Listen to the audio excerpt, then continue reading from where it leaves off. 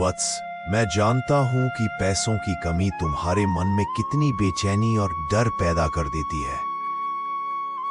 यह डर तुम्हें ऐसा लगता है जैसे तुम अकेले हो, अपने सपनों से दूर हो और दुनिया की दौड़ में पिछड़ गए हो।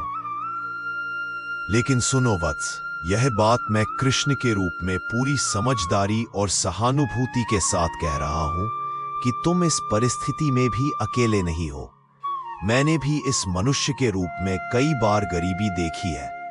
तुम्हें सुदामा तो याद ही होगा, और मैंने अर्जुन को भी यही सिखाया कि परिस्थिति चाहे जैसी भी हो, असली संपत्ति तुम्हारा आत्मविश्वास, तुम्हारा धैर्य और तुम्हारा कर्म है।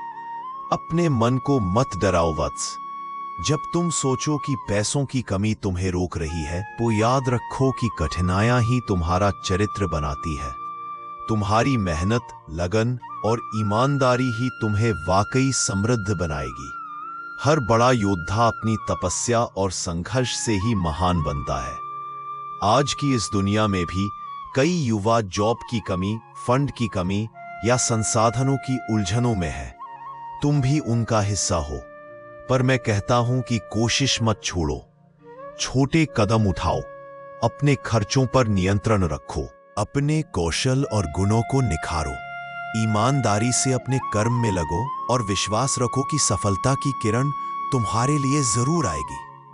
जब भी तुम्हारे मन में भय और चिंता उठे, तो मेरी इस कहानियों को याद करो, मेरी उन बातों को गुनगुनाओ। कर्म करो, फल की चिंता मत करो।